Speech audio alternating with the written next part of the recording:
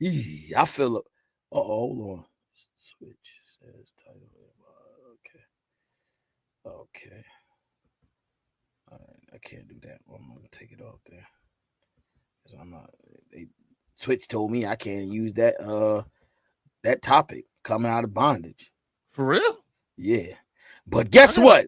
I don't have a Twitch account. I need to get one. Yeah, we live here, y'all. I feel it hot coming the seat off the. It's coming off the seat right now. The steam coming off the seat. Welcome from the battle to the glory. Yes, we are here.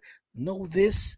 It's gonna be a good one, boy. My boy Beast One, host of Dad underscore mentality, is in the building, y'all. He took some time off. He Yay! took some time off. Lady T they was in the backstage talking to each other.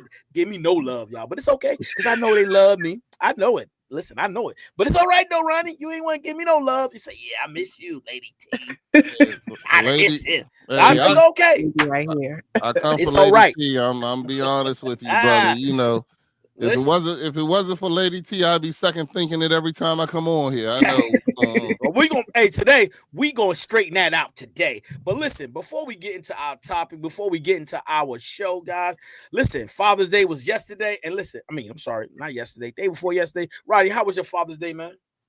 My Father's Day was good. Unfortunately, I had to work. I've been working a lot and getting, taking care of the family, doing what I need to do, But my Father's Day is going to be tomorrow, Okay, really, because tomorrow I'm gonna go to see my daughter for Christmas. Well, and according to her, Father's Day too. But she did make me dinner, so it's all good. But we're going to go see the Kendrick Lamar and SZA concert. My daughter's a big SZA fan. I'm a Kendrick Lamar fan, and and we're gonna go have fun, have that dad daughter bonding time. My son sent me a gift from Idaho, so unfortunately it didn't fit because he got the instructions from my wife, which my wife didn't even know what she was talking about when she told him. But it's still the thought that counts, and no I'm doubt. happy about that. And my youngest bought me a snack bag. He got me a snack bag of all his favorite snacks that he can give to me and then bum off me. So but That was it was smart. yeah. But it was all good. I still enjoyed the time. I got home. I came home and really went to sleep for real because I was tired. But just enjoyed the time. I did watch. I don't know if y'all seen that the movie Straw Yeah. Oh man, with what you call it. So I watched that. It was good. yeah, it was. I'm big into mental health and things like that. I'm not gonna lie. The acting was terrible to me, especially Yeah, in the Mm, beginning. yeah. You hold up, But Lady but T, did you then see it? yeah, I did. Okay. I'm sorry. yeah, the acting was kind of terrible to me. But then at the end, watching the whole thing, I kind of got it all together, But I'm a movie, a harsh movie critic, so But otherwise, but I thought it was good. I enjoyed once I got through the whole thing. Then I enjoyed it for what it was. I don't think she should win an Oscar for it, but I think it was great. Okay. I think it was good for what it was. You know what I'm saying? But anyway, that's what I did for Father's Day. All right, Lady T, what about you? How was your weekend? Weekend was good. It was emotional. I had to say goodbye to a coworker and a friend of mine, and it's been a tough dealing with the emotions because we were friends, and we had years being together as coworkers and working together in progress. So it was emotional, but it was a good weekend. And I'm glad to be here with you guys today. So happy Father's Oh, Day to y'all both. thank you so much. Thank you. Did you spend time with your dad? No, I called him though. This year I had to do things differently with my parents. I couldn't spend time with them, my mom or my dad this year. So, but I talked to him, so it was Okay. good. Well, I had a great weekend. I did a Father's Day brunch on Sunday. I did at my wife's church. So they asked for my services, and it was great. On this past weekend, man, one of my great friends came from North Carolina. He's in the service. He's in the service. He's in the military. And listen, man, it was great to see him, his wife, his kids. I had so much fun just talking with them, just laughing. You know how I do when we get in the midst of, my company. It's about laughter, having fun, just talking. I really sat down and have a conversation with his wife. It was good. It was a real good time. He actually had um a competition he had It was jujitsu, and man, he went there, man. Listen, the first one he beat so quick. I was like, God, I just got here. The second one was for the gold medal. Man, he got in there, told him a little couple of things. I said, yo, just do this. Man, he went in there, game over. It's over. Over. I was like, yo, this is crazy. But it was like I said, it was a joy to see him win. He did the competition before. He didn't come out victorious, but this time he came out victorious. It was great. We went out to dinner after that, and it was great. Allison, what's up? It was wonderful, man. Just spending time with him and his family, man. It was great. Then also Saturday, I went to another men's fellowship. We had breakfast together, just talking, conversating, and worshiping together, praying together. It was fantastic. The acronym for Adam was obedience. No, I'm sorry, accountability. What is it? What's this? Active. Let me see. What is it? Hold up. Accountability, discipline, active, man. That's the M. So those are the acronyms for Adam. And it was real good. What's up, Daz? It was real good. That was It was good. on Saturday, and then I did another men's fellowship on yesterday. Man, listen, I got some information. I can't share it right now, but listen, I'm telling everybody about this, man. Look, I did not know about it, so I got to get more information, more details on it, and then I'll be able to share it with you guys. But I'm telling you, it blew my mind. I'm talking about generational wealth. We talk about building residual income, where you could do it together with your family, somebody you really trust. It's big. I mean, it's just sitting there talking with these men, and some of these men, they got it together. And so I want to share that information once I get everything, all the stuff that I'm supposed to have, and I will share it with you guys. But that was my weekend. Now, unfortunately, that's a good thing, but I'm going back to work tomorrow. The doctor She doctor said, cleared me. unfortunately. Yeah, I got the doctor cleared me. Everything's good. I'm able to go back to work full force. I know they can't wait to see me. They like, yo, Dennis is back. Yes, because I mean, when I'm not there, things don't go the way it's supposed to. But that's a good thing. It's not a bad thing. But enough of that. Let's jump into this topic because Rodney and me, we had a conversation earlier behind the stage, y'all. We're going to get into it a little bit, but we're going to go ahead and let Lady T jump on in this coming out of bondage. What you think about what's the first thing that came to your mind, Lady T? Because I did my homework. I just worked on this. So coming out of bondage, let's go. Let's talk about it. So I had to ask myself these questions because I'm all about asking questions. And I had to ask what keeps me from living in my peace, in my purpose, in my freedom. And immediately I think of, being in bondage and in a enslavement to something or behaviors and things like that. And so I had to go off of the checklist of, is it fear? Is it anxiety? Is it addiction? Is it shame? Is it guilt? Is it a spiritual oppression, and a demonic influence? Because everybody loves to hear the demonic influence. Negative beliefs, lies from the past. I mean, I went through a list of what it was.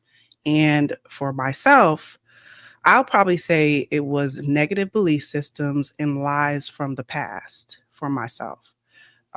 Definitely addictions and fear and anxiety is that there in the background. Shame, guilt, self-hatred is something that I don't really have much of, but I know it's there for some people.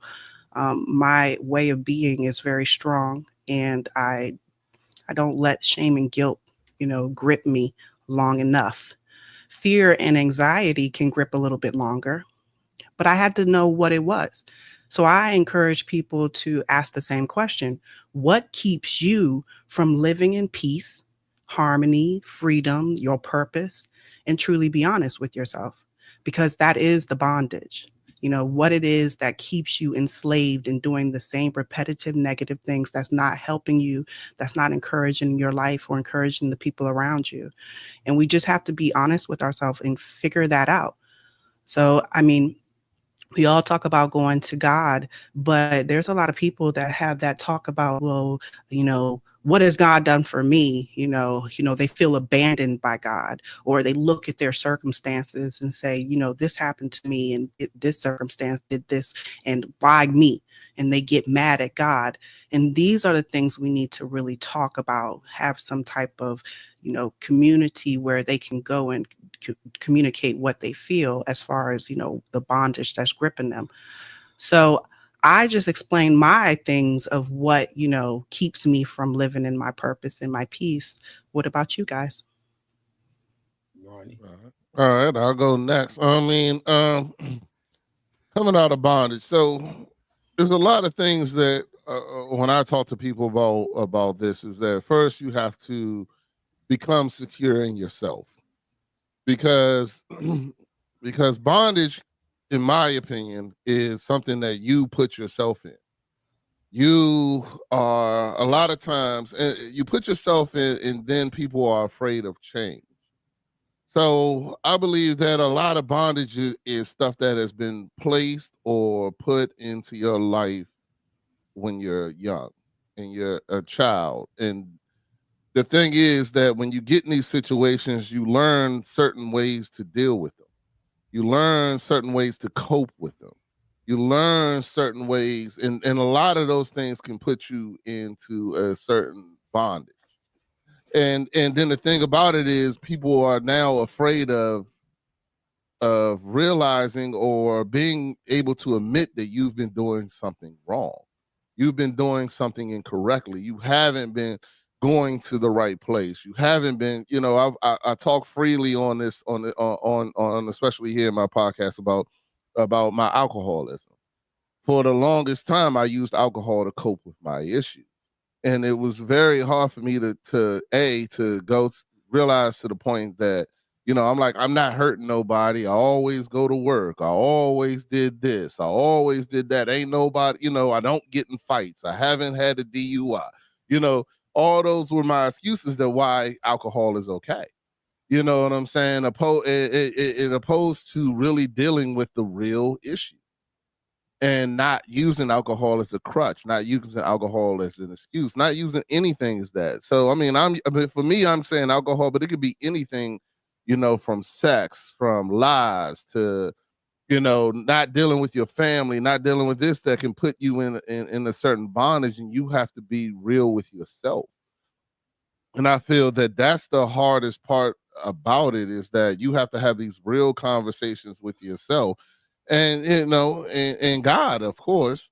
But the thing about it is God, and here's the thing for me: you got to be real with the Holy Spirit, because the Holy Spirit is telling you the whole time that this ain't right.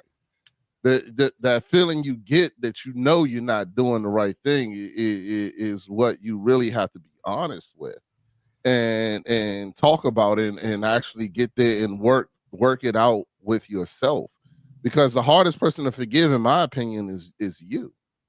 You know what I'm saying? Because you have to forgive yourself for all the times that you took yourself from down the wrong path. You did the wrong things, and to me, that's just another form of bondage. The greatest trick the devil ever performed, in my opinion, is convincing people that he has power that he doesn't. I talk about that. I talk about that, in my opinion, all the time, because God created everything. God has the power. There's nothing that he doesn't know that's happening. You're not doing anything that he doesn't know you're going to do. You can't surprise God. You know what I'm saying? And so, in that opinion, so why are you acting like you're doing something? You're doing something that is new. You're not. The devil knows all these tricks. Knows all the old tricks. There's no new tricks in there. So for me, just getting out of bondage was me having the real conversations with myself, and me understanding that I got to do better. Like, I can't keep on living this same life and expecting a different result. You know what I'm saying? But the other thing is, when when you do make that discovery and you do make that change, God makes it obvious that it's him. It's not, and that's the great thing about God. I think it was matter of fact, we was talking about him earlier. Kurt Franklin's speech where he said, I can't sing. I don't know. He said, I'm a bad father, I'm a bad husband, I'm a bad man, I can't sing, I can't do this. And he said, and that's how you know it's nothing but God for me to be up here right now winning this award. Because you can't take credit when God takes part in that place, you can't give credit to no one else. You know what I'm saying? Because that's how he works. So in my opinion, like I said, once you do make that step, you'll see that God will move things. God will make things happen. God will change things for you that you can't do nothing but thank him. You know what I'm saying? Thank him at all. Thank him, period. So, that's just how I feel. My little thing. When I first thought about this topic and the things that came up about bondage, that's what came to my head. That's good. That's good. That's good. What about you, Chef? Man, he gonna change everything up on us. He about to bring out his notes. Go total left to somewhere else. Let me go ahead and buckle my seatbelt in. Yeah, Here it come. Put the strap on. You ready? Yeah. Let me go ahead So and buckle up, lady T. there are two types of bondage that I was looking into. One is physical bondage, and then you have spiritual bondage. The physical part is like enslavement, being forced into labor or oppression. And when you look at it from a biblical sense, you have to change the way you think and free your mind, because physical bondage is something that we live in now. Some people live in now, and that's oppression, feeling like they're not better than the next person. And then you got debt bondage. People get into debt, and they do things that force them to do something that they're not supposed to do as far as debt goes. They try to get out loans, they try to get out that debt, and then they fall deeper into that hole. So that's a physical form of bondage that you look at right now. It's a lot of debt that's going on because people go and take loans out and don't have the mindset or the right resource to teach them how to manage their money or their budget. And then when you look at the spiritual aspect of bondage, you got bondage to sin, bondage to the law, and then bondage to fear. I'm sorry, fear. These things will keep you in bondage. When you know that the flesh has us having these desires that we will be consumed by our desires, and that will keep us in bondage. Then you got bondage to the law. People don't accept and believe in God, so they'll just do everything under the sun that the law tells them not to do, and not giving God glory or anything. And so they bondage to the law because the law says that we do this. It's okay, and not giving God glory on anything. So they're just living life, based on the laws of the land. And bondage of fear. Lady T, you definitely said that earlier. Bondage to fear of even stepping out on faith, stepping out on, I studied this, I worked hard at this, and not, being oppressed by the fear of failing. And so when you look at that, that these are some big things that we deal with as a whole at the world. And so, these are some of the things that I was touching on. Also, deliverance and freedom, through Christ, the Holy Spirit, and redemption.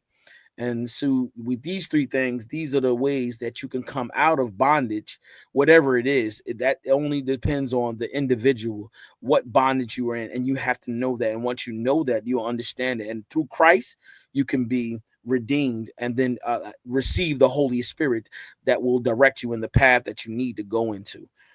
So we talk about those things, and we can dive into it. But my biggest thing was the bondage to sin, and that's the desires of your heart that's not of God and will keep you there. And you said earlier, Rodney, about drinking, drinking, sex, you know, sex outside of marriage, all those things. You know, we can fall, people can fall into those bondages, and it will have a great impact on your life, whether we believe it or not. It does. It does put us in a position of enslavement to the sins, to the desire of our hearts that's not of God. And so I just wanted to throw those things out there, and and talk about it. Spiritual bondage, bondage to sin, bondage to the law, bondage to fear, uh, and then freedom from bondage through faith in Christ and power of the Holy Spirit. I want to say one thing real quick. All that you said, it has a lot to do with the emotions. Emotional bondage is very important because we are human beings. We have emotions and we go off and make a lot of decisions and form our ideas and our concepts of life through our emotions and our experience with the emotion that we experienced.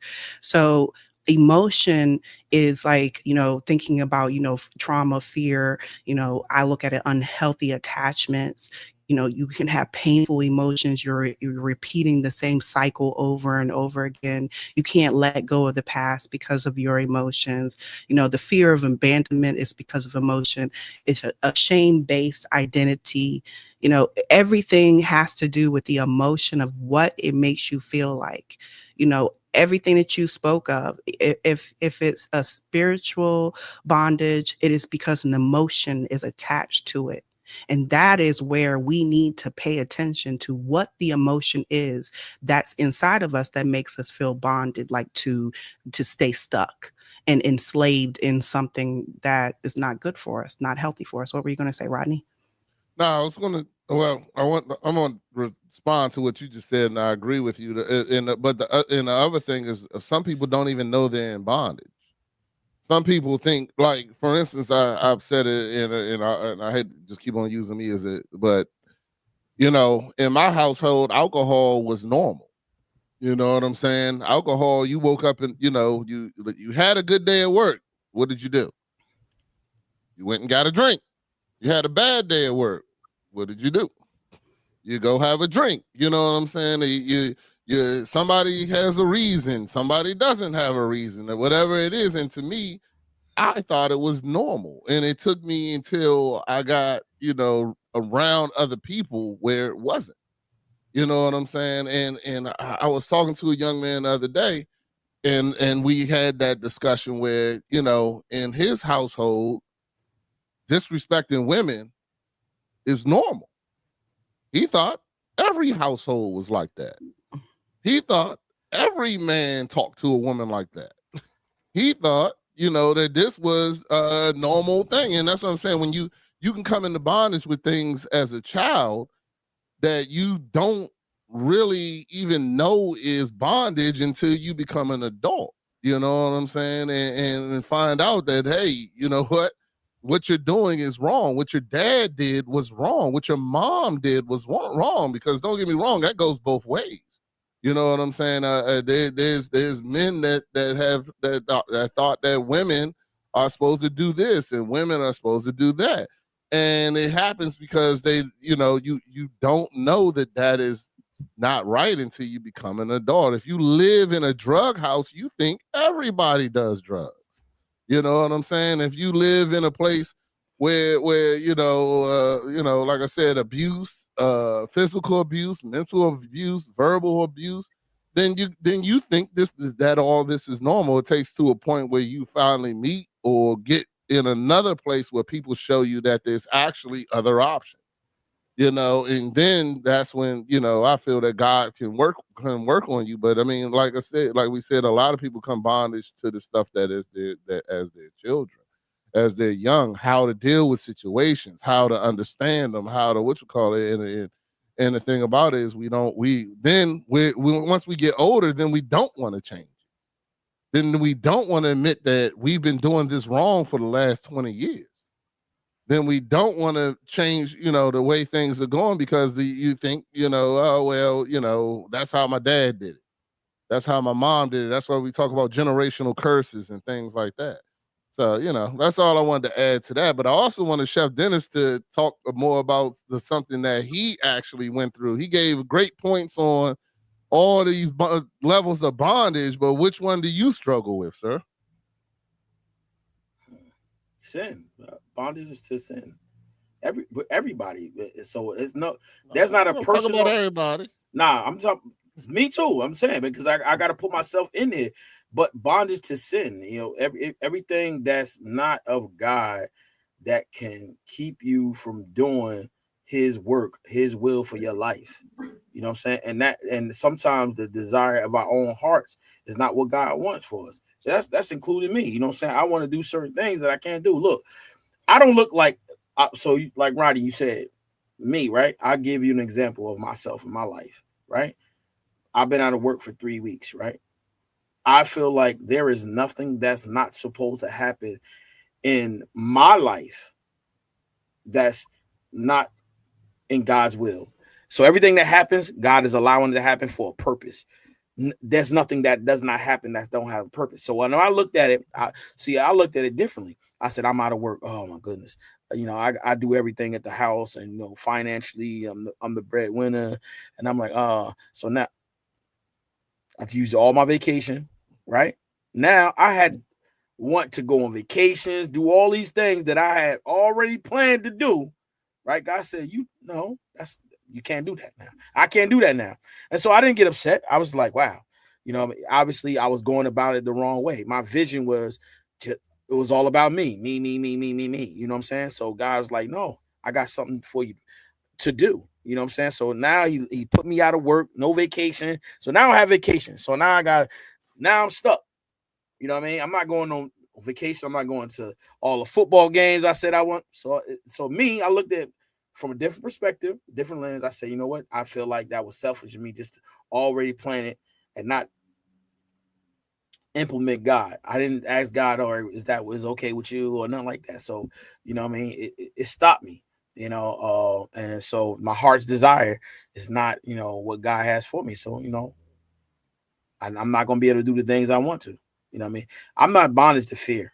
I'm not afraid of anything, not even death. Death is a part of life.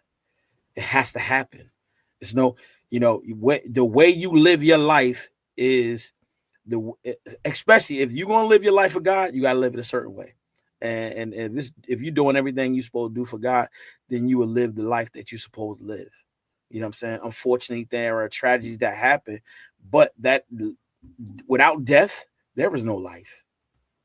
There is no life. You have to die. Die to your flesh.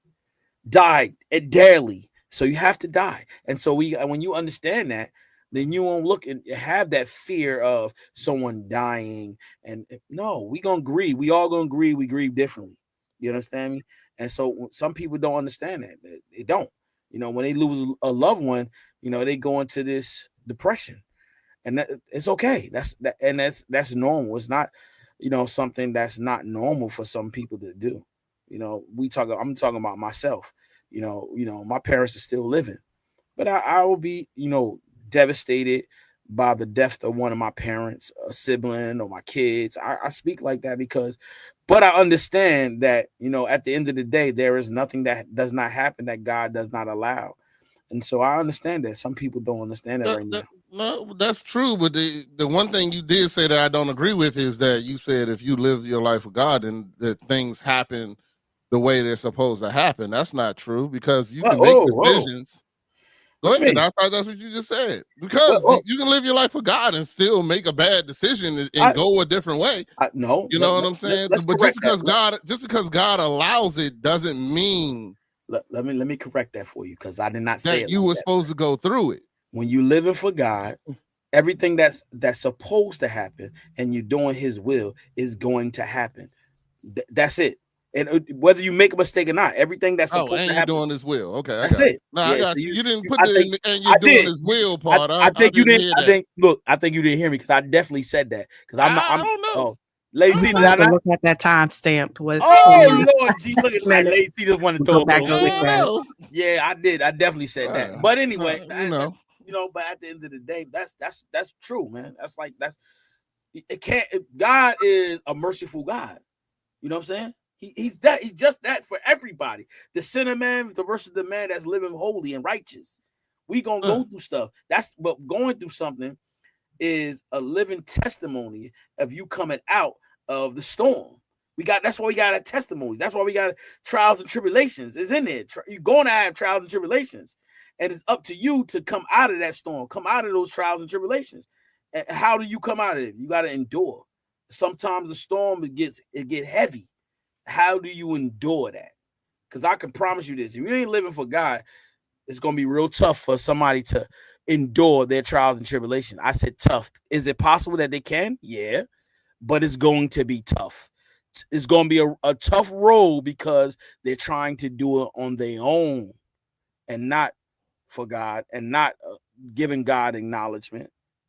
You know what I'm saying? It's going to happen like that. Candy Cane Miles put a question in there. I don't know if you want to answer that or bring it up to the panel. I'm interested in it. Okay. Hey. Dr. Toy is in the building. Hey, y'all. What if you don't know your purpose or need clarity on the lane you should be serving? All right. So who want to tag that? Who want to get in that? Anybody? You sound like you want to. I want you to go first because I hate it every time we answer and you go total left on our answers. So I want to go ahead and hear your answers so I can go totally right. Ronnie, stay in your lane, okay? Because you came out of your lane and tell you what's going on. Okay, but look, first of all, I mean, when you have we talk about let's look at the first questions is if you don't know your purpose, so you have to find your purpose first. The purpose that God has for you. When God gives you a gift and it comes easy to you, you know that you're walking in your purpose because God has given everybody a gift. And when you walk in that gift, with that gift and that purpose that God has, it comes easy. So it comes in not hard. You don't have to work hard at it. It comes easy because that's the gift and that's the purpose that God has for your life. And so then also she said, or need clarity on the lane you should be serving.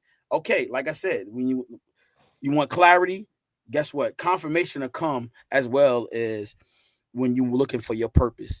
It comes right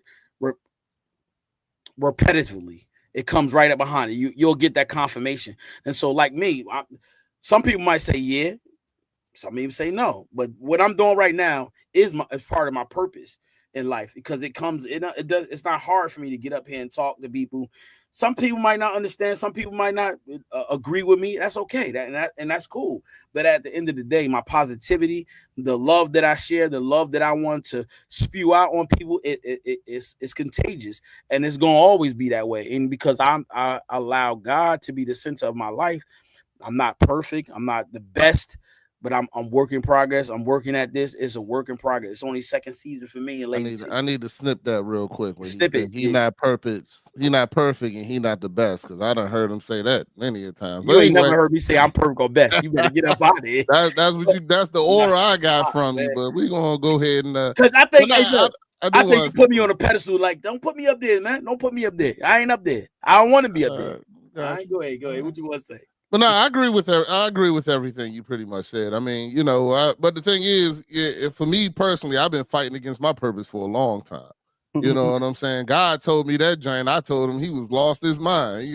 He need to give somebody else to do that. And that is really, unfortunately and unfortunately, you got to be careful about what you tell God you're not going to do. You know what I'm saying? Because that is typically where God wants you, where He's going to push you to be and push you to go.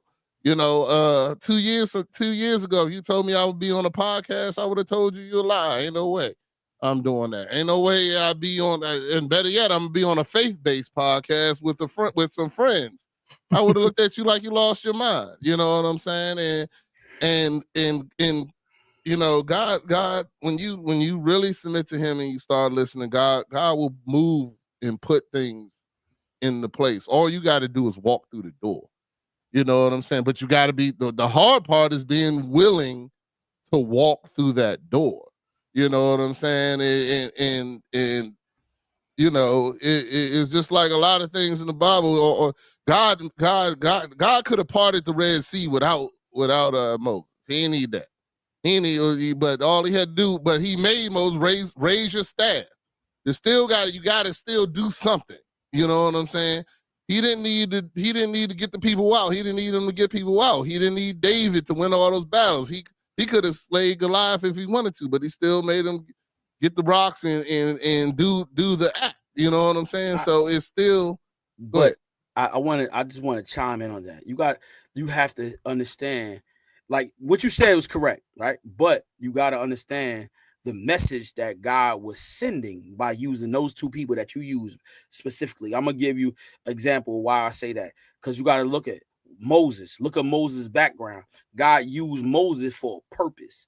And the reason why he used Moses for the purpose is because you got to remember, he came out of bondage, right? He was already a slave, but he came out of bondage, and God used him to talk to the people of Israel for a reason.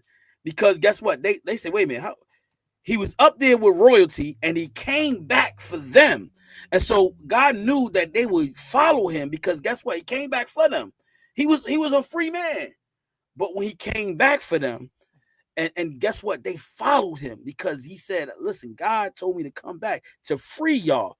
That's all they wanted to hear. And when they heard that, guess what? They followed immediately. But God said, okay, Pharaoh didn't want to hear that. He was like, no, I'm not letting them go. But hold on, don't miss my point. My point is, where I'm trying to stick to what Candy was talking about, is finding your purpose. Is that when you find your purpose, there's still action you have to do.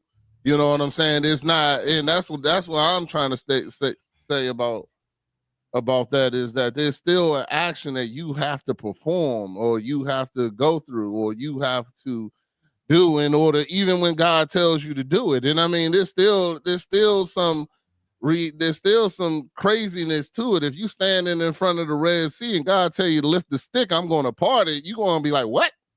You know what I'm saying? What? You want me to do what? You know what I'm saying? And I mean, in reality, that's how, I'm not saying I parted no Red Sea, but that's how I felt when I'm listening to God and having these conversations about my purpose. I'm like, so you want me to do what? You want me to go here? Nah, I don't know if you got the right person for that. You know what I'm saying? And it takes true faith in order to know that, Moses had to have faith that when he raised that the part the sea was going to part. You know what I'm saying? That when all these things and these stories in the Bible, when it happened, that it takes that real faith, and you got to have faith in God, because God's going to ask you to do things. He's going to lead you in directions that because you're not, in my opinion, this is what I say to myself, is that I don't have the brain of God, so therefore I'm not going to understand where he's taking me. I just have to go and do what he tells me to do. And then when I get there, then I'm like, wow, you know what I'm saying? Like we said earlier, when you're doing that, and you go through it, you realize that there's nothing but the grace of God that got you here. There's nothing else. It was not you. You know what I'm saying? It was not me. If it was up to me, I'd still be playing video games in my basement. You know, you know what I'm saying? Not out here doing his work. So I mean, and that's the truth of the matter to go into about finding your purpose. I mean, God will reveal it to you in due time. You know what I'm saying? Just be better than me and not fight against it for so many years. That's all I got to say to you, Candy. That's just answering her question. There we go. All right. I wanted to say something. So I've been listening to you guys and thinking about what I've said earlier. And I'm looking at my own situation, my life right now. I'm not going to get deep into it, but life has pushed me. God has pushed me into a direction that has been difficult. And I thought about like what I said earlier about fear. And I do have a fear, a spiritual fear of God. Like, I do not want to make the same mistakes. I do not want to disrespect God. I want to have reverence for the holiness of what God has done in my life, and for the holiness of what God has done in other people's lives, even though I've never met them.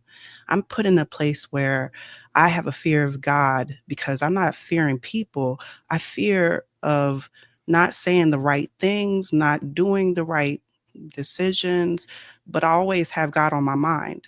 God is always on my mind. God is always on my mind. In everything that I am thinking, I am like, God, help me in this decision that I'm about to do.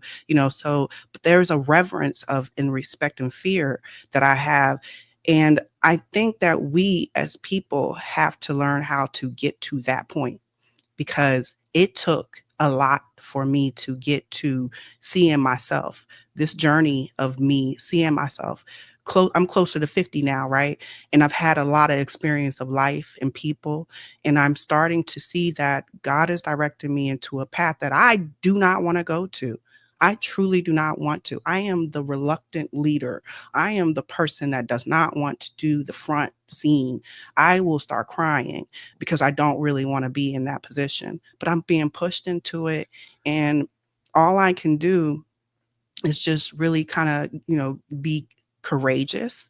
We have to be courageous in whatever we're doing. And for change for ourselves, we have to be courageous to make the steps to say, I'm no longer going to do this or that to hurt my purpose and my path, because I see greatness in me. We have to know our worth too. If we don't know our worth and not know the greatness in us, then we're really, doing a disservice to, really getting out of bondage. You need to know who you are.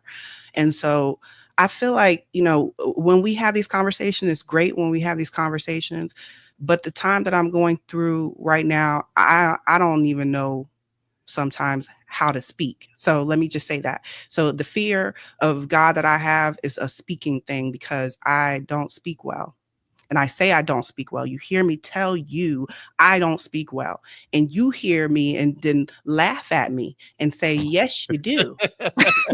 And I say, Okay, there we go. right. I'm glad you said it. Go ahead. Right, right. See, and so that's I'm doing something to myself by talking the way I talk, to hearing other people tell me, no, that's not what you're doing. So there's something, we all have to pay attention to within ourselves, to see what other people say about us and what we think about ourselves. And that is, being honest, being aware and of your own self and being honest about it. It takes time. This journey, getting to God, walking to God, walking that path is a lifetime journey.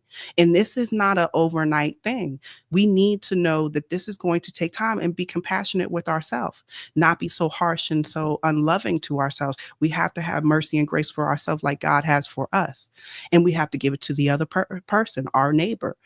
So I just wanted to add that. You guys answered Candy's question perfectly. So, I didn't want to add much, but I had to think about what I had to say out loud. That was my testimony time. How about that? Hey, it was great, Lady T. I loved it. So Lady T, I was listening to you. So you're a strong person. And so, that's part of leadership. When God made you, that's what he made. I hear you say that, he's pushing you into this purpose, or push you into this new light. It's because that's how you are. You strong. You know what I'm saying? And you speak with authority, and you walk with authority. And so because of that, guess what? You are held to a different standard than most people.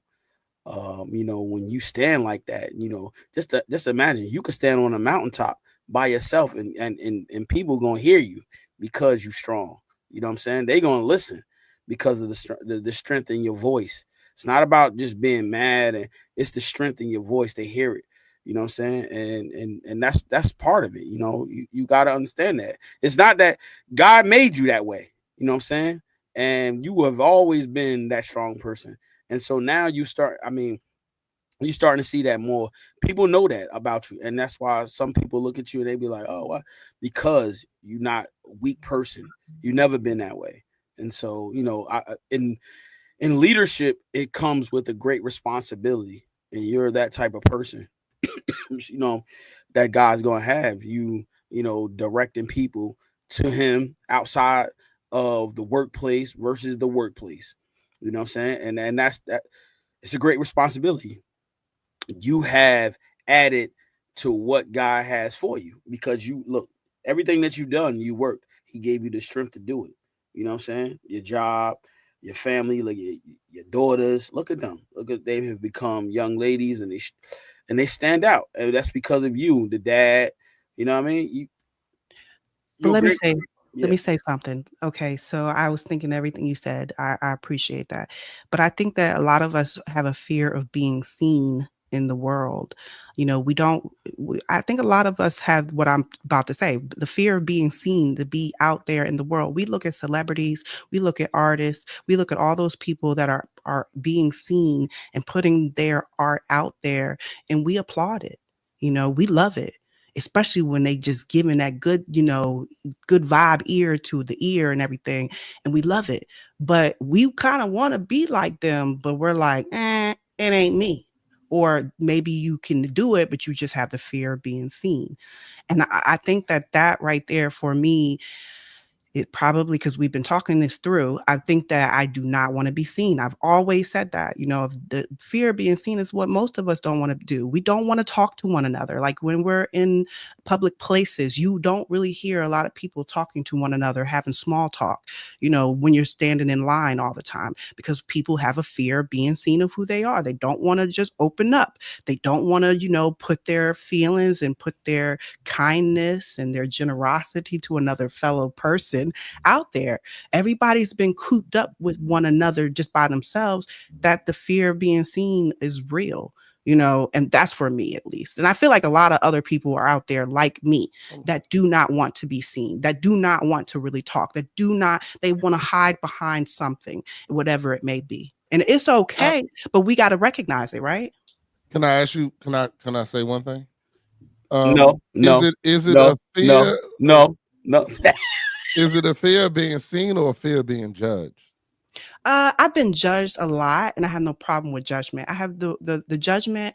I've always had it. My past has a good record of judgment. I've done scandalous. There's scandalous on attached to my name, and the scandalous doesn't have anything to do with my integrity as a woman, how I've grown. All my mistakes made me who I am today, and I am grateful for it. I wrote my wrongs by going to every person that I did wrong to. I'm sorry. That was my humble way of coming to you saying, I'm sorry. Now it's your choice to forgive me or not. But that judgment part is not. The fear of being seen is for me, is when you are putting your face out there and everybody, has a judgment on it, and you have to ignore it and ignore it and ignore it. You have to be strong and courageous to not allow anything. You have to be strong in the Lord, so strong that you have no care about anything of what people say. So if it's judgment, it's more like, okay, maybe it's the weight of so much judgment. I'll take that for sure, because it's so much judgment, right? Everybody's got an opinion, will say whatever they want to say.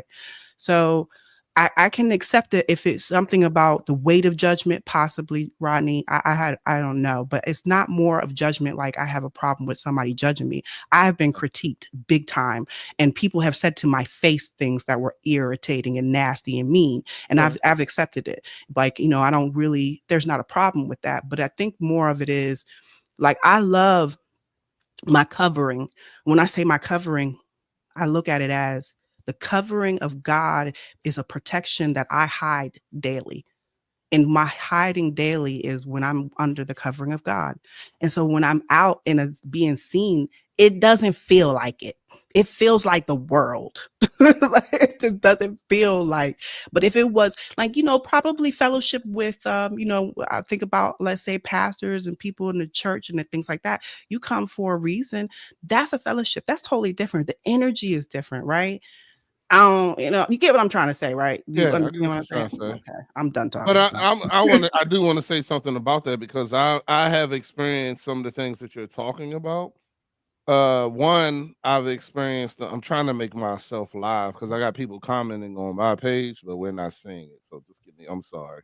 Yeah, yeah, yeah. Hey, Why hey, did not Roddy. let me do it? Yeah, make sure you tell Yeah, them. Hey, make the comments. I yeah, gotta. yeah, yeah. I Yeah, got you. But we gotta see those. Yeah, I gotta work that out. I gotta figure that they out. changed. I think they changed it on Facebook because I used to just be able to go on here and hit edit post and then make it public, but it's not letting me do that. Anyway, all right, I'm gonna go back focus to the conversation, which was what you're talking about. And Lady T, and I'm gonna be honest with you, and I have talked about this. My wife has come on my show, and talked about this as well.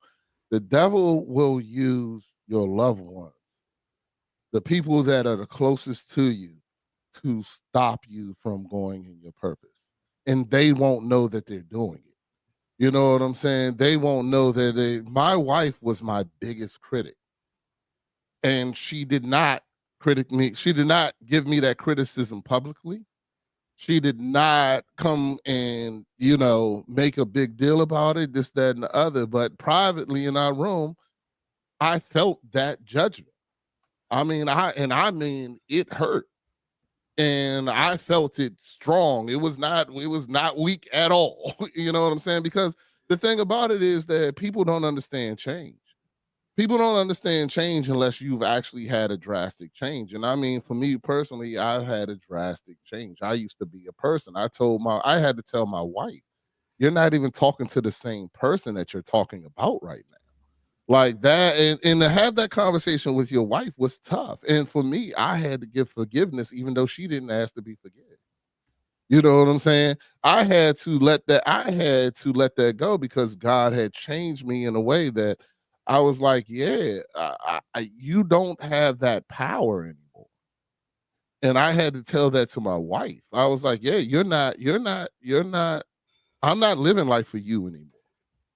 You know what I'm saying? Yes, you're a part of my life. Yes, I love you. You're a beautiful woman, this, that, and the other. But yeah, and it took her going to church and crying at the altar to get herself to the point where she forgave me for everything that I did years and years ago.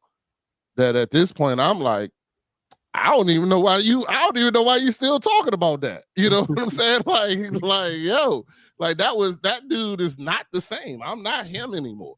So I don't even understand. I apologize back then, but you bringing up stuff 15, 20 years ago. None of us are the same. You know what I'm saying? And I tell people that now. I had a young lady walk up to me in a party getting ready to fight me because I fired her 15 years ago. And I looked at her, and she said, "You belittled me." So, and I have a very sarcastic mouth. I understand that, and I don't remember nothing I said to this young lady. But I looked at her and I said, "Look, I see that you're hurt, and I apologize for whatever I did. But the person you talking to now is not that same person. So whatever I did, I'm sorry for, because I'm sure I did something cruel to you at the time, but I'm not that same guy." I said, "But you're more than welcome to sit at my table.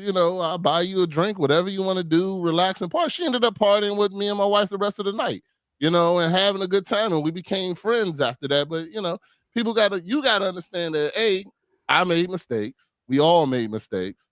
And some people just ain't going to get over it. You know what I'm saying? But unfortunately, that's their problem. That's not yours. You don't hold that burden. You don't hold that cross for them. You know what I'm saying? Like, if they still think these things about you, that's their problem. Just like my wife had to go on the altar and cry and get all that out and ask God to take it away from her. That was her problem. That was not mine. Even though I did these things and I did them. The fact that she wouldn't let it go and could see that I'm now I'm somebody different was her problem. And we have to understand that as Christians, as men, as people going out here and doing great things and going into this journey, that people are going to bring up your past, that people are going to bring up the things that you did, that people are going to bring up, "Oh, I remember when you was in the club. I remember when you was doing this. I remember when you was doing that." Yeah, well, yeah. I did it all. You know what I'm saying? But I'm not that guy. Yeah, I was brutal. I still think about this girl, Christina, in the 8th grade. I made her cry almost every day. Wow. If I saw her now, I would so apologize. The stuff I did to her should not be done. You know what I'm saying? Should not be done. But I was broken back then. My father passed away. Not giving excuses, but I was broken back then. You know what I'm saying? Like the only thing I wanted to do was torture her every day. You know what I'm saying? So I mean, hey, we all are different. If I ever meet Christina again, I would apologize to her as much as I possibly could.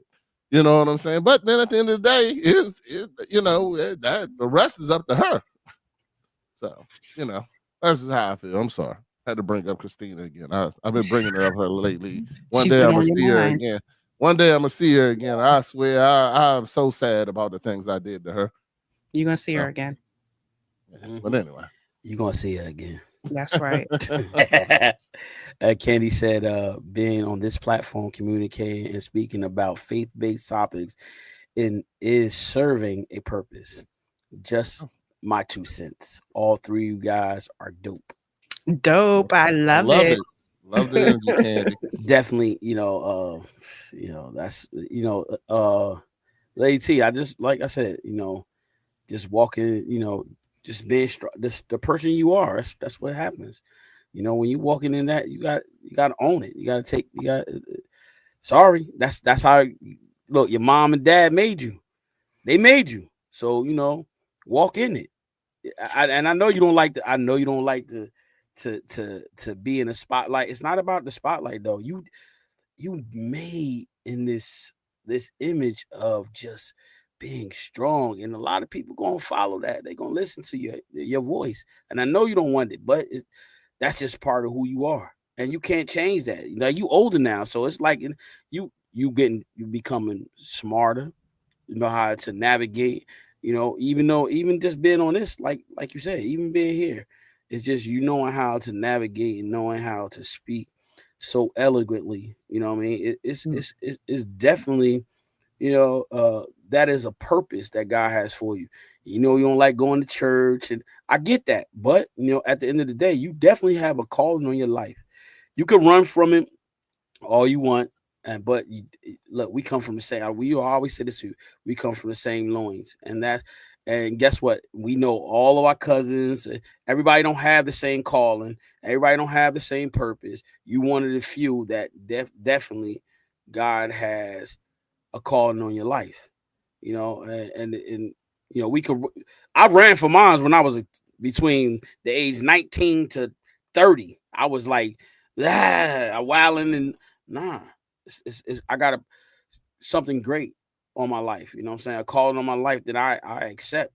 You know what I'm saying? And that's why I always talk about my character, my integrity, how I handle certain circumstances, situations. Listen, a lot of people, believe it or not. I mean, I expose myself because I'm gonna be vulnerable because I want people to change. I want people that's close to me, that's outside of me, that's close to my circle that see that he strive to do that. I strive to be righteous and holy. I'm not perfect. I'm gonna say that again. I'm not perfect. I don't want to be perfect. I strive to be perfect because Jesus was the only one who came on earth and show he can be perfect as a human being. So that's what we And strive they to be. crucified him. Don't forget Of, that part. of, of course, but he Just came. saying. He came to show us that it's possible. He showed that it's possible to be able to do that, and so we strive to do that. Hold on. I'm gonna go back to that comment. And so I just want to tell you that, man. I'm gonna keep on saying that. That's why I don't have to expose this, but you know what I told you before about the journey that we see God put on my heart. That's not the season for that. You know what I'm saying? So much is going on. So I acknowledge that. I acknowledge that and I accept it.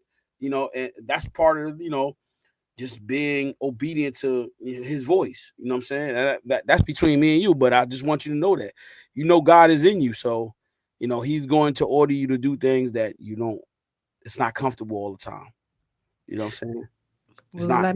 let me say this because I wanted to end this whole thing with this conversation. This right here is like the what God has been speaking to me is to nurture the inner child. So the inner child in all of us is that spark of God, that energy of light. And my childhood, I heard God a lot with all the things that were happening. And it's like I'm being told to nurture. And that is very true for each and every one of us. We need to learn how to nurture our inner child, that, the upbringing that we were brought up in, there's an inner child in us that's innocent. That innocence needs to be nurtured and loved and, put into a place that can, give us some type of spiritual creativity where we are serving God in a way where we know that's only God, because I can't do this, right? that's what we can see. Mhm. But it's being compassionate, is being like what Christ was trying to tell us about turning the other cheek, loving one another. There's compassion, there is a love that Christ tried to give everybody and make them understand, before the killing came of his body. That's what he was trying to say, is like, learn how to love the innerness, the inner child, the inner part of us that is the innocent part. Then we learn how to love one another. Do it first for ourselves, and then we'll learn how to do it for another. So I've been hearing nurture the inner child, and that is my little message for myself and anybody else, because our inner child, only we know what that inner child is truly, that it is for us, and it was in our past, how it spoke to us, how it resonated within ourselves, and how it got diminished as we grew up, and how so many things in our life just let it all go away because life happened. So now let's get back to nurturing that inner child in us, because we can come back to Jesus through like a child, through God like a child. That was what I wanted to say. Go ahead, Ronnie. Nah, I ain't got nothing to say. I'm still trying to figure this out. Oh, so But I got Desmond said when God created us, he gave us a path, and every step we take on that path is our purpose. Every choice we make serves a purpose. That's And right. then the good, the bad, the ugly, it's all a purpose. I'ma tell you why. Whether it's ourselves or others in our path, somebody will learn something. When we learn its purpose in that. Okay. And then he said, God wasn't perfect either. God. God. Oh God no, was he messed up there. He might have meant to say Jesus, but Jesus was perfect too. He said But he created a world to be perfect, but it's not. So he fell. Oh Lord, and that's he the that didn't end. and, create the world. That's All right, well, the and, design he of was life. doing good. and No, wait. But I listened when he said that. I was like, well, think about Job. Job has so many stories about what God said. He said certain things. He did certain things. A lot of people ask these good questions. Why would God, a loving God, do that to his faithful, loving servant and do what he did to his life? What was the reason why? What do y'all say that was? about who? About who? Job. Job didn't do anything, but still. Exactly. But Wait a minute. God, Wait. Well, hold on. You asked. I'm gonna jump on that question. What you say? What did Job do? Listen, Job faith never wavered ever. And right. so guess what? He lost everything. God said, "Oh, you want to trust my servant? God, Job, test him. He not gonna fail me." Right. And guess what? Job didn't fail him.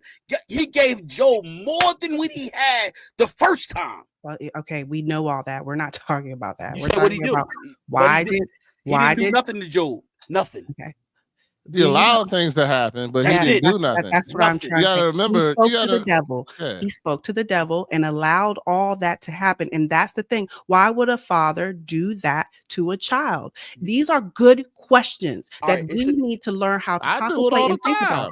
What are you talking about? Exactly. I do it all the time to my children. Yeah, go ahead. It's hot. I, It's hot. But hey, then they go back over there. All right, go ahead and touch it. You Mr. know what I'm Black saying? said, "Look, exactly. God didn't do anything to Job. He didn't, because He guess what? What you got to remember, we all Right. talk about the Bible and the stories in the Bible. It's to show you his faith did not waver. And God said, if you show me if you're obedient, listen, you're gonna go through it. He said he went through the storm. Yeah. Guess what? God blessed him more than what he had. More.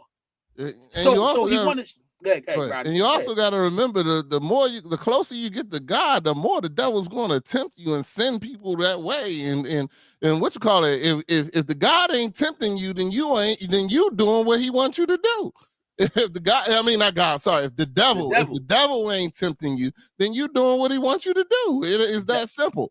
And if you are doing what God wants you to do, then that's when he's going to send roadblocks, send things in your way, send temptations, try to get you to go there. And he's going to send, like I said, he'll send a person you love. I was listening to a sermon the other day where he said that the devil ain't going to come to your door and say, "Hi, I'm the devil." He's going to send that person from your church. He's going to send a person from somebody that you will listen to. He ain't gonna come in here and say, "Hey, I'm the devil. I want you to go this way." No. He's going to disguise, manipulate, change, and a lot of times the people don't know that that's what they're doing. When that person comes to you and tells you, "Oh, I don't know if you should be on that podcast with Chef Dennis," you remember he always so opinionated. He don't listen to you. He don't do this. He don't do that. I don't know if that's a good look for you or this, that, and the other, blah, blah, blah. He's sending that person. He's sending that person because you walking in the right path. When I know, and that's the same thing the devil sent my wife. The devil sent my daughter to tell me that I wasn't shit. You know what I'm saying? I'm sorry, I mean to curse. I apologize, but it's the truth. To tell me those things. My daughter said some very hurtful things in a time of pain for her. And I had to absorb that. I had to take that. Now we laugh about it. We talk about it, this, that, and the other. But at the time, it was painful. It was painful. It was enough to cause me to go drink. Even though I didn't. But it would have been if I was not as strong as I was at the time. You know what I'm saying? I'm going in the right direction. I know I'm going in the right direction. So God's going to use other people and use people not God. I keep on saying God. The devil is going to use people and they don't know they're doing that. Sometimes they think it because he manipulate them to think they doing good when they really just a distraction. Just the distraction to tell you to push you in a different direction, to move in a different place. It happened. It happened to me. You know how many times I was told that but here's the thing. You know how many times I was told, oh, you're fake. You're this, you're that. You know what I'm saying? Because at the time I was doing comedy, I was doing other podcasts that are not Christian based or whatever the case may be, and I was doing things and stuff like that. And I got that. My own wife told me I was fake. And I had to look at her and I was like, okay, that's your opinion. I mean, if that's how you feel, well, I'll show you I'm real. All I can do is show you. But the thing about it is those opinions, those things, you can't change them. I can't change my wife's opinion. She has to want to change them. If she wants to believe I'm fake, she's going to believe it as long as she wants to do that. It doesn't matter what I do. It don't matter what I do. It don't matter how many times I come home and show her and this, that, and other until she went down on the altar. I had this episode about maybe a month ago when my wife was on there. And she said, until I went down on that altar, I did not see my husband as this new guy. I saw him as a character. Mm-hmm. As a character. And that wasn't my fault. You know what I'm saying? They had to do it. I looked at her and said, baby, I said, I'm not that same guy. I don't know. Because my wife was doing old tricks to get me to do old things. And I looked at her, I was like, well, this don't work. I'm not that guy no more. God has taken that away from me. So, you got to figure something else out. But that was her problem. That wasn't mine. You know what I'm saying? But this is the woman I love for 24 years, 25 years. I still love her. I loved her when she told me that. Hurt. But I still loved her when she told me that because God had already taken that away from me. God had already let me know that and don't let the devil convince you that it's still there. So that's all I got to say about, I'm just speaking my truth, man, my testimony. Y'all can hear it. Yeah. I'm happy about it. Mhm. Trust me, Yeah, I'm you got strong it in out. and I mean, right now I'm working at my job. I'm touching people's lives beyond this podcast, just telling them like, yo, I used to be doing the same thing. I used to be that. And they listen to me because I'm not here preaching that I'm holier than thou, like some people on this podcast. Nobody ain't, but that don't make mistakes or is perfect. I ain't saying that, Chef Dennis. But you know, I'm like, yo, I was there. I've been there. You know what I'm saying? I've been down in that gutter. So I understand. But guess what? You have a different choice. Just like you choose to drink alcohol, you can choose not to. Just like you choose to smoke weed, you can choose not to. Just like you choose to respond to that person, you can choose not to. You know what I'm saying? Is actually very that simple, man. It's crazy. But anyway. What's Desmond over here talking about, You man? He said don't went on God. he don't went on I, two different I know. joints and You everything. said What are you God doing over there? allowed Satan to test Job's faith by afflicting him and suffering, including the loss of his wealth, family, and health. Why did God have to do that? Is the question. Let me ask you a question. Understand. All right, you asked Okay, the question. All right. listen to me. Oh Listen. Lord, Thank Jesus. you. You're not thinking about the story, the principles, the why the structure of that story is meant to make you see something very deep, right? And if you look at it, why is God putting himself in a position to say that he can allow the all of that happen to Job? Let the devil do all that happen to Job because he's his faithful one.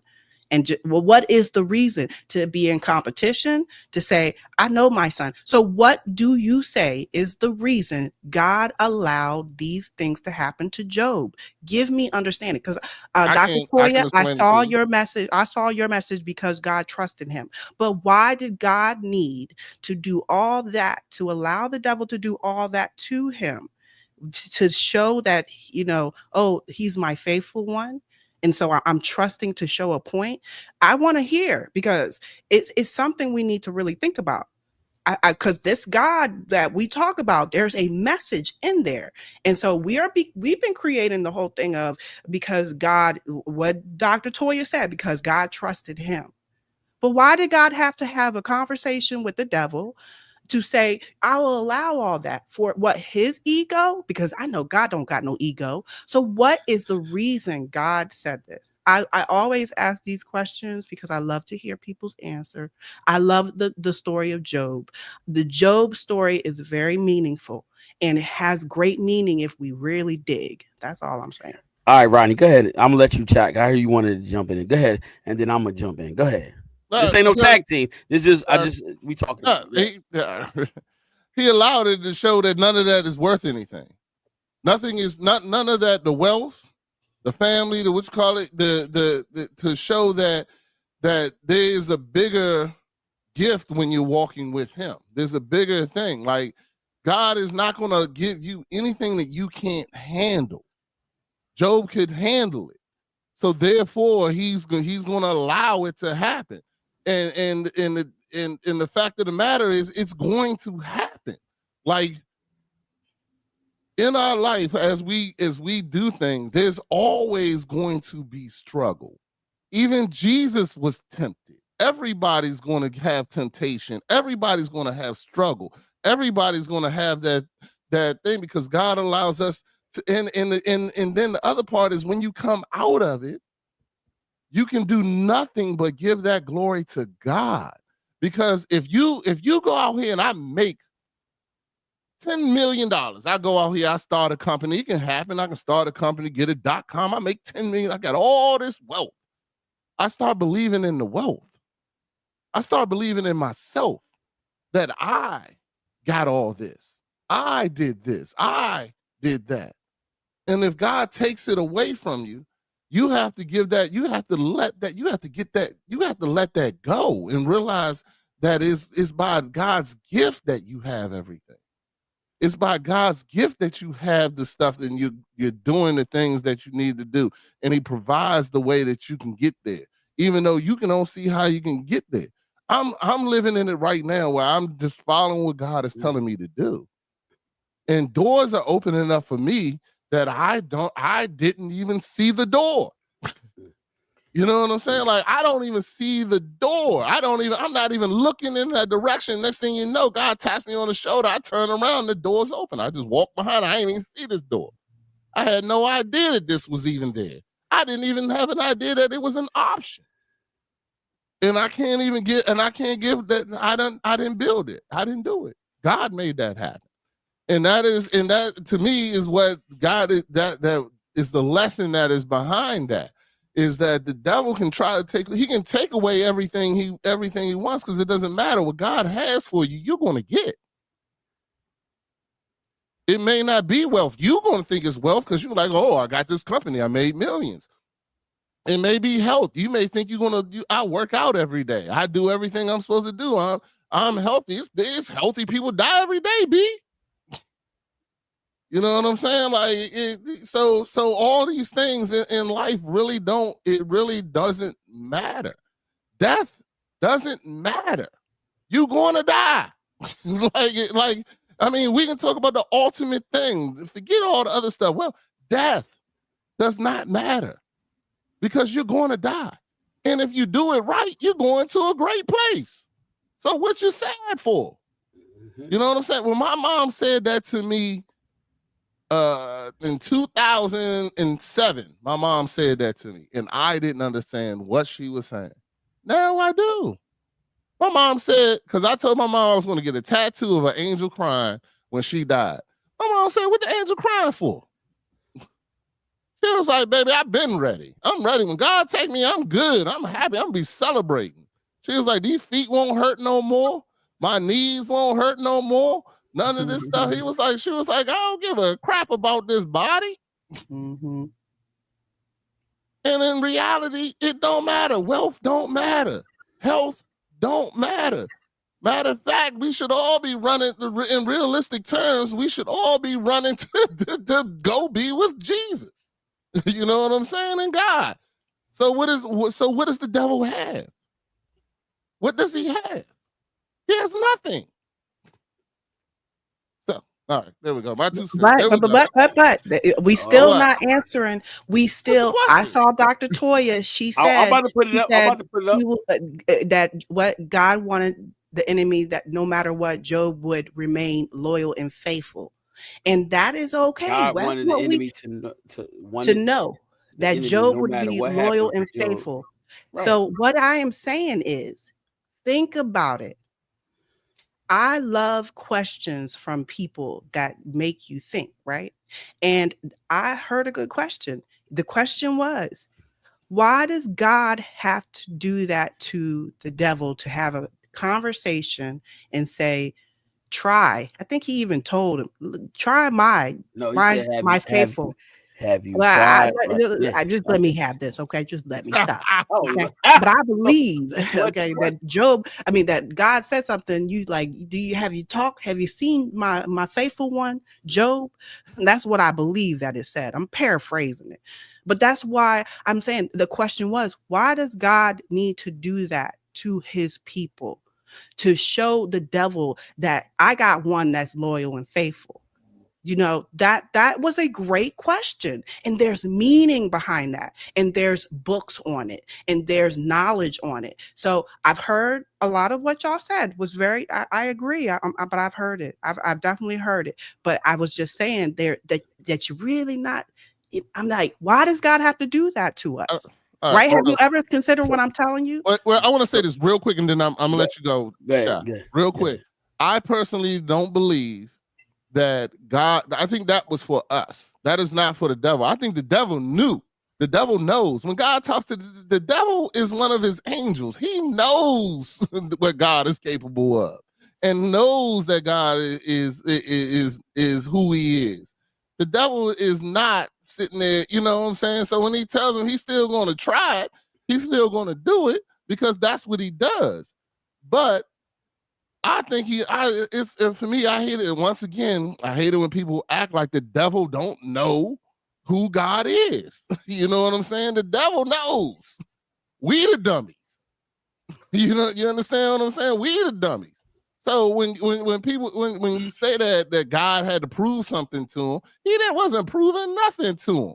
You know what I'm saying? The devil knew exactly who he is. Now the devil is going to do what he does, but it still didn't mean that he didn't know what was about to happen. You know, that's what he does. He tempts. He tries to kill. He's going to try to steal. He's going to try to get as many of us as he can.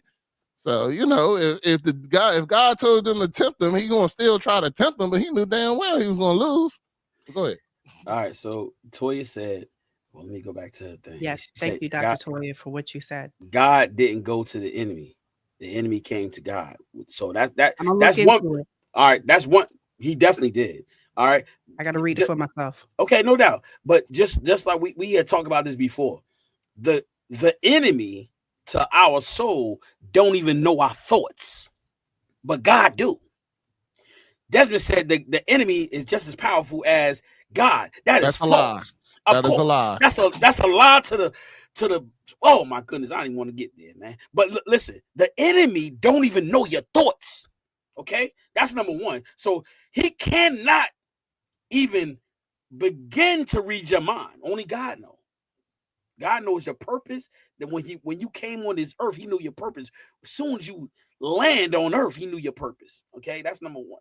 Number two, you talk about somebody said, what was the reason and why did God allow that to happen? You got to understand something. You have to be tested so you could become stronger. We got to go through tests so we can be stronger. It has to have an example for us to show us how to endure, show us how to come out and believe and trust in God. No matter what the storm is, you got to be able to trust him. You talk about Job, let's look at Peter.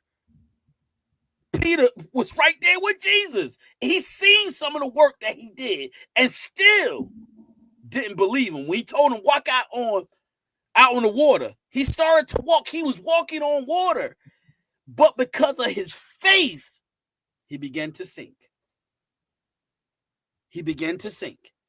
And so you look at the Bible and those examples that's in the Bible, it shows you lack of faith.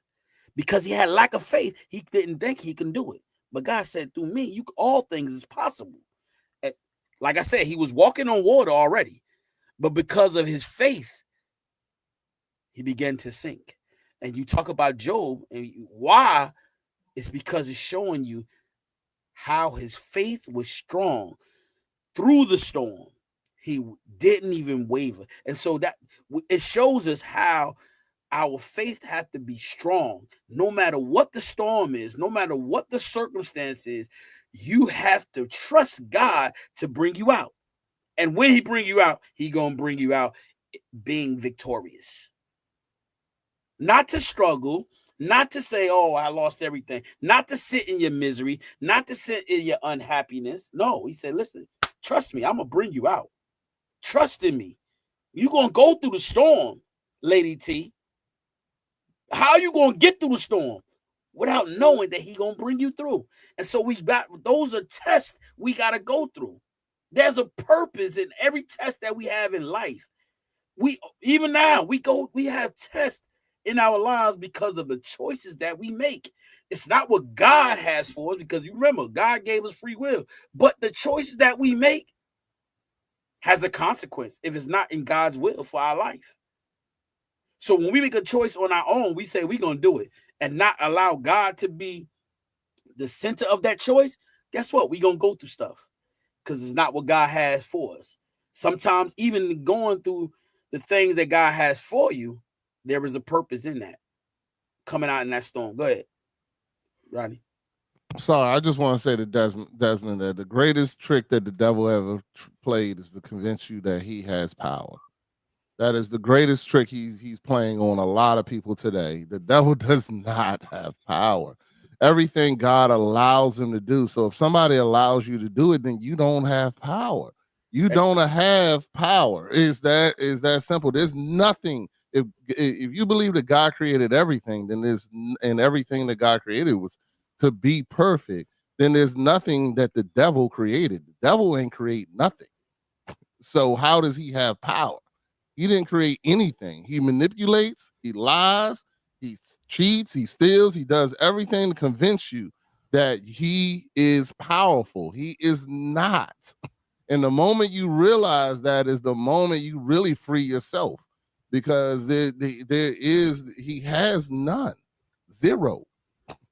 So anyway, that's my problem. That was just my statement. I'm ready. He said both equal teams, laughing out loud. He said sinners versus saints. Nah, there's no equal teams. No, what it's do you mean? not. I said if the devil is just as powerful as God, why does he gives power over the enemy to cast out the demons, tramped on serpents? Peter made several mistakes and even committed some serious sins in the Bible. Yeah. You allow that demon to take you over. You don't. The demon can't walk up to you and just say, "Here you go. Now you're a whore." You know what I'm saying? Like, that don't happen. A demon doesn't come to you and says, "Uh-oh, now you're a murderer." You know what I'm saying? Now you're this. Now you're that. You allow that to take over you. You make that decision. When a person kills someone, it's because they have decided to kill someone. When somebody decides to have sex, that's because you decided. No demon can come over you and go, "Hey, guess what? This week you're gonna be hoeing this week." You know what I'm saying? It don't have that. Ain't how it works, brother. There's no power. Here's the thing. But anyway, I'm gonna get off that. I'm gonna stay away from that topic. We can go back to what we was talking about. But anyway, I apologize. No, it's a lot of comments coming up there. It says sin comes from Satan. Yep, sin comes from Satan. Yeah, it does. But here's the thing. What is sin? Huh? What is sin? Anything that's not sin is God. the absence of God. There you go. Nothing about Satan in that. Nothing. Nothing. The absence of God is sin. That is not it. Just like darkness. What is darkness? The absence of light. Is not, that's not, darkness does not have power. If you take away light, it's dark. That's deep. Listen, to somebody said, Dion Black said, Satan can never be as powerful. No, that's somebody different. Oh, okay. I thought my bad. Right. Satan can never be as powerful as God because Satan can't love. Woo, that's deep right there. God is all love. Nothing is more powerful than love. That is so factual. You can't even he can't even begin to love Satan. That's why the first thing God said, "Let there be light." You know what I'm saying? Take away the darkness. The darkness has no power. There's no darkness. There's no power without light. You take away light, you got darkness. That's it. You take away God, you take away God, and you have sin. But hey, I want to just say this, Roddy. I'm right with you though. The enemy don't have power, but let me tell you what he does. You think he got power, Lady T? Because you made that just. Do you think he got power? Listening, I think that we are saying a lot of things that we've heard a lot of times, but we live in a dualistic world where there's up and down, there's black and white, there's dark and light, and you have to work with all of those energies because everything is, if you're talking about love, that's an energy. It's all energy. So it's an energy that is the light and the dark. There are energies in this world. We are working with energies within this world. And so when I hear all this, I'm listening to it. I'm really hearing it, but I've been taught that. I've been taught all that. And I hear it differently now because of my understanding. My understanding is you have to work with the dark and the light. There's no bypassing it. If you bypass it, that's not spiritual growth. I'm not saying it doesn't exist. I'm saying it doesn't have power. Do you feel like the devil has the enemy? I believe it has power because it is in this world and it was created in this world. This world is dark and light. There's good and bad. That's what I was saying. Okay. We live in this world. We're dualistic way. We live in a way where you will have right and wrong. You will have all that. So you can't say that it does not have power. You will have killing. You will have death. You will have life. You will have birth. These are things that happen in this world. Now, we're not all light and love. That's what I'm trying to say. There's no way we are all light and love in this world. That's what I'm trying to say. Okay. So there is power in that enemy, what we call the enemy. Okay, that's all. Okay. It's the power you gave them. But we and The I'm live in power this you world. gave it. You can say we gave it to him, but all of us collectively have been giving it and we're feeding it Yeah, and we're absolutely. seeing it I, with our own eyes. so, We see it. Lady So we've T. been feeding it. That's what I'm telling you. All right, We understand it's what we've but been feeding. okay, but listen, power is something that can control you, right? That can control you. God is saying, I do not want to control you. I want you to do it willingly, right? That's number one. Number two, let's look at this. The enemy sets traps. He don't so that means if he had power, right? He don't have to set a trap. He don't have to set a trap. He can make you do it. He don't have power. He don't have that authority to do that to nobody. But what he does is he watches what you do in the life that God has given you and set the trap for you. Your trap is not the same as my trap. It's not the same as Rodney's because we all have the enemy to our souls. He's going to set a trap for me. He's going to set a trap for Rodney, and he's going to set a trap. If he had power, why do he have to set a trap? Just But ask that question. you Why are do not paying attention. You are looking at it from your oh individualistic way. As a collective, hear it again. Hear it again. As a collective of people, we are creating chaos on earth and we are letting that power. It is power. Okay, that is power in there. And that collectively, we are not bringing love into this world and light and we are all kumbaya. No, that's not it. I'm okay? bringing love into this world and Yeah, life. I am too. you are, but we're not doing it strong enough that we're getting about 90% of this world. I'm not We're worried about not because we 90%. killing Can't. one another. I'm We not worried can't. about that. We But can't. exactly. So how do you get there? Because Jesus is supposed to come back on earth and be on earth for a certain amount of time, right? Thousands of years, whatever the amount of time is. So that's where you get to that place where you all become a certain way. But we ain't there yet. So that's why I say there is still power right now because we're seeing it.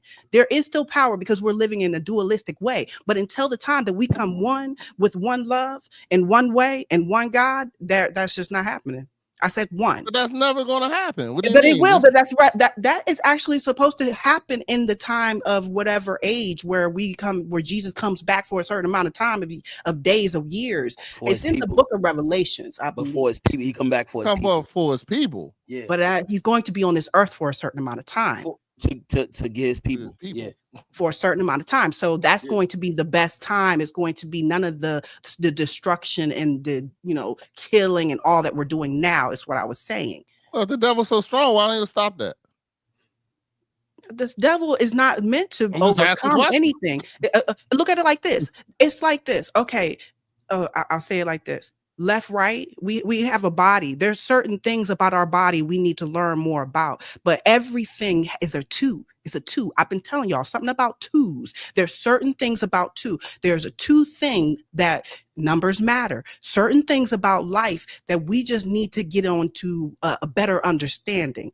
Not stay on just the scripture level, but a better understanding where we're looking at it on a deeper level. And there's meaning in everything. Everything has meaning, but do you find it? If you don't find it, it's meaningless to you. So until you seek it for yourself and have come to an understanding that there's a reason for twos, why we're being told. I told y'all about the creation story has two. There's two creation stories. Pay attention, y'all. Pay attention. Jesus talks about he is the light bearer. He is sounded like the devil when he talks sometimes. We see it and then we'll say, but that's not what he meant.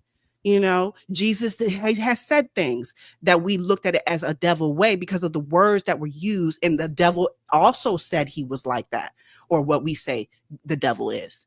But the point is there's twos for everything.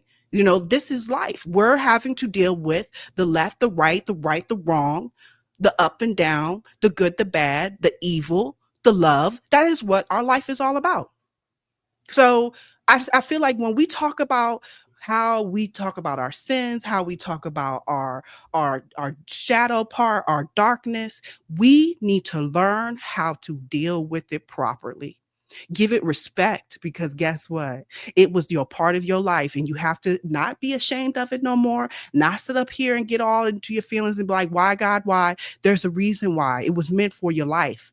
And just learn how to deal with it and just say, I accept it, and be okay with it, and just walk into the direction of balancing both of those things, where you're good and you're ugly sometimes. Because guess what? That's what we all are. Okay? Don't sit up here and act like you pretty, Christians, because y'all not always pretty. Sit up here and talk about your, yes, I said that, Rodney. I got one ain't for say hold up. nothing. Look, I got that listen, face. hold I up. saw your face. I got I'm one for you, listening. Lady T. I'm good. So, I'm so good. here's some Good. transparency for you. Here's some real transparency for you, right? Lady T, listen, I'm married, right? But I like sex, right? And I'm for real. I'm being real with you. I'm being so serious. I like sex, right? Just Okay. because I like sex and I have a desire for that, I know there is, if I go outside of my covenant of having sex with somebody else outside of my marriage, right? It's a consequence that come with that. I choose to do the right thing. Why is that? I could go out there and say, you know what? Nobody got to know, but God will. But I know the responsibility and the consequence of me doing that action. I know it's sinful. Guess what? If I didn't have God, the center of my life, guess what? I would go out there and do it like most men do. Let me correct that. Not most men, just men do. They're doing it with no remorse. But I do that because I know I do it because I believe and trust God to keep me. So I'm talking about me. I choose that. But there are people out here in the world that don't choose that. They don't think about the consequence. And so they go through the stuff that they go through. I'm just one person, but there are other believers and other Christians that do it too, that do not sleep out there with other women. And they like sex. But because I like sex doesn't mean that I got to go out there and have sex with different women. That's understanding the consequence that it comes. That I could do it. I can do it. I could choose to do it. But guess what? It comes with a great price. And guess what? The enemy to my soul, he can't trick me on that. He can't. I'm not gonna put myself in that type of atmosphere where I know it's gonna be a bunch of women that look good, and I'm gonna be in it. I always say this: go to the strip club and see what happens. I'm not gonna do that. Maybe some other people might do that. I ain't going to the strip club knowing that I might fall. I might be tricked, bamboozled, hoodwinked. I ain't doing that. You see what I'm saying? Yes, Chef. But guess what? The enemy know. He say, let Chef Dennis come on over here. I got some fine women over here. Just come over, this stroking eagle. Next thing you know, boom, I fall. Now I gotta try to repent. I don't want to do that. I don't want to go through that. You see? But guess what? That's what the word be talking about. Things like that. The enemy set the trap for you. Come on in. Come on in, let Chef Dennis. Come on in here. Chef Dennis. Come on in. Come on in. I got something for you. I got this fine woman for you. Come on in. No, you're not getting me there. Right, Rodney? Okay, Absolutely. Chef, you say this right. a lot. Okay? No, I'm telling you because this is my life. This I understand. my but struggle. Look, I don't you want to hear this testimony a lot. Yeah. Just because we don't believe there's no fine women looking for Chef Dennis, but we get that. But you know, that's his life. That's how he looks at it, man. Okay, yeah. Okay. I ain't gonna In be his trapped mind, like that. his mind, they all looking for him. Okay, it's emotional for you. Yes, Okay. it is. Yes. Guess what? We know. I've been there before. I only can Mhm. speak it from my experience. I've been there, so I know what it is to get trapped. I know what it is the devil to tell you in your ear, oh yeah, you supposed to be a Christian. You ain't a Christian, and you out here sleeping with me. I know what it is. And that's what I'm talking. I only can speak it from my life. And knowing that right now, that the enemy to my soul would trap you. He will trap you and keep you there. Say, yeah, say all the sweet things in your ear. And guess what? Knowing that it's ruining everything that you had. It ruined everything. It ruined my first marriage because I was tricked. I was bamboozled. I had a beautiful wife. You know what I'm saying? So don't say that. Hey, I said tricked. He tricked me. I didn't do it willingly. I was tricked. Bamboozled. Come on now. Don't talk about the enemy got power because he don't. He will trick your mind and thinking that is good. Yeah. Think Yeah. This, I this didn't- listen, one of the you rare keep times thinking I about agree with the him. other Hey. women and bringing it up in these conversations. Lord Listen. have mercy. Why can't we just not talk about it again? Lady T. Why does it have to come up? No, Because hold the on. enemy is Wait. trying to trick you, and Lady you T, have to hold talk on. to the Let me enemy. finish. Ain't Let that me right? finish. You No. talking to the enemy, No. telling the enemy, no, you not gonna get me. Yeah, hey, I'm Lady not T. gonna look at that woman that way. Nope. I Yeah. refuse. Come on, That's yeah, what you're get doing. it out of here. That's Yeah, what you're that's doing. what- You're talking to the Yes. enemy. I I'm know. telling him I he feel can't you. get this victory Can't over get here. you because you're No. giving that power of the word. No, You're I'm putting not. your I'm word telling on it. the- You putting your word on it. You Hey, telling he a bald faced everybody. lie. That's right. He a bald But faced people lie. don't I can't always get it. do that, Chef. You- Not all but- people do that. You're right. And guess what? That's why I'm here to say, guess what? That's what the enemy will do. He'll trick your mind. He will trick your mind. You can't be tricked. And is that power? No. Manipulation. Why would you Hold on. say? Manipulation. Why would it be? How Manipulation? could they trick your mind? You said it can. The enemy can trick your mind. You said that, and I asked, is Yeah. that power? No. No, that's what I gave him. I gave him that because power. okay, then that person that got tricked, they gave the power, right? Yes. All right, but they gave power. They gave power to the enemy. So that is power. That it is a giving All up. right. All right. Pay Hey, Lady T. attention. Who you Hey, give Lady T, power let me to, ask it you all something. matters, right? 100%. Yes. all right. Pay attention Look, to who you Pay give attention power to your yes. power you give. I agree. You give the power, but you gave it. You gave power. And if you don't know your self-worth, if you don't know who you are, who you walk with, and know your power, you will give it to the enemy. And that enemy will have your power. And that is what I am talking about. power. Because Lord have mercy. You can, just like you gave it to him, you can take it back though too. Can take it back. Okay. You can absolutely take it back. Definitely. So if you can take it back, then they don't have power. It's that simple. It's something I gave you. If I give you, I'm just going to use something dumb. If I give you this candle, you now have the candle. It's yours to do what you want to do with. I'm allowing you to get that, this, that, and the other. But it's the same thing with the devil. That's what we're doing. We're giving it to him. You're tricking me and saying, you know what? That's a nice candle. I need a candle, what you call it may be. Well, I need a candle because I need the light. He's like, well, what about me? Be a good Christian and hand me your candle. And you go, oh, you know what? I am going to be a good Christian. I'm going to give you the light. Now I'm in darkness. You know what I'm saying? And that's what the devil does. He convinces you to give it to him. You know what I'm saying? To give it to him, and then you living in that darkness until you say, you know what? I want my candle back, and I want to be in the light, and I'm choosing this. I can make that decision. That doesn't mean he cannot come and take it from me. He can't do that. The only thing he can do is manipulate me and convince me to give it to him. That's all he can do. I'll give you all this wealth. All you got to do is give me your light. And I'll give you all this wealth. I'll give you all this power. I'll give you all this thing, which in the general sense of it in this world, that is giving us something. You think that's power. It's not. This world doesn't mean that. Wealth doesn't mean anything. It doesn't mean anything. Thank you, Rodney. This was great, y'all. We are so done with this, right? No. Oh, you're mad. No. Look at the time. You told me I gotta this. go. You I said. gotta go. I got 2 minutes. Oh, 2 minutes. I thought what you doing? I thought you doing 8:30. Mine at 8:30. Yeah, I gotta set it up. I'm not as Okay. gifted as you, sir. I got Oh, time. all right. Make Yeah, sure this y'all is- come join me over at Dad Mentality after this too. We're gonna be talking about creating a safe place. Like later, you know, I thought Lady T was creating a safe place for me today, but she was on her thing today. I don't know. I don't even feel right agreeing with Chef Dennis. I don't know what's going on. I don't even feel right with that. No, because you know what? I have no idea. I know why. I know why you agree with me. You in agreement. You in No. agreement. Well, maybe today. Well, Nah, tomorrow I'll be a different thing. Nah, but, you gonna be in agreement. we can God talk is about working that, on you. You know, hey, is that what's going on? Yeah. All right, God's working on me. Okay. But you know, Lady T, I still respect everything you said, you know what I'm saying? But for me personally, and maybe, you know, I truly believe what I said. So I can't even say maybe in my opinion, but that's where I am with myself. Because if I believe that, and I'm just being honest with you, if I believe that the devil got power, then I don't believe in what I'm doing. You know what I'm saying? Because in my opinion, I walk every day. When I walk every day and something happens to me, I I say I'm not going to give that power. I'm not going to allow that. I'm not going to respond to that person. I'm not going to be the old me, because the old me used to give my power away to everybody. Everybody can catch this, even fans in the stands.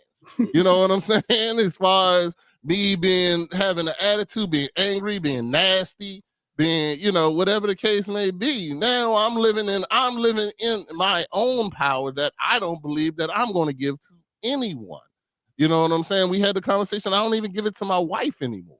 You know what I'm saying? Because my power is mine and God gave that to me, and I'm going to control it, and I'm going to use it for good, and I'm going to do the good things that I'm going to do, and not allow the devil to take my power away from me. Not take it, but talk me into giving him my power. Hey, before you leave, Rodney, Lady T, Mr. Black said, Dion Black said, is power the same as influence? So influence is a little bit different, but it is the same, because you can influence somebody to and not have power. But wait, when you get, I wouldn't know. I'll say power is not the same as influence, because I'm thinking it through. Power is when that person actually has it. Influence is like you are trying to get it from them still. So power, I'm like, you actually have the power, right? You have that power with you. And then influence is like you're trying to talk them to, like, maybe let me get you in, like I'm trying to see if maybe you might be interested. Maybe you want to look at this because this might be good for you. That's kind of influencing. But power is when you have it directly with you. That's what I think of it. I need to look up those definitions, though. That was a good question. I know you about to jump out of here. I want to get this before Rodney jet. Hey, listen. People that commit suicide, right? They hear something from what? They can't hear God's voice. So the enemy I don't know. I've never committed suicide. No. Listen, but no. Seriously, God don't require that. Don't want that. Okay, that's number one. Number two, they are tricked in their mind that it's okay to commit suicide. It's okay because nobody's going to miss you. So guess what? If the devil had the power to do that, he wouldn't have to say nothing. So he tricked their minds to be able to do that. So that's the same as influence then. There you go. And so he does. And so it was great that he put that in. I want to know power. Look at those definitions because I really do want to know. That was a great question, though. AT, power is something that when you got power, guess what? Do God put like this? Do God has power to do all things? Yes. Okay.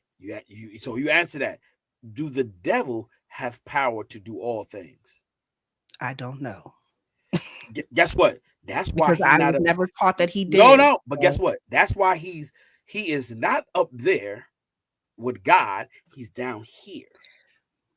But there's power. Creating. No. He don't have power. He is creating a catastrophe. He is creating disaster. He is creating power. Still power.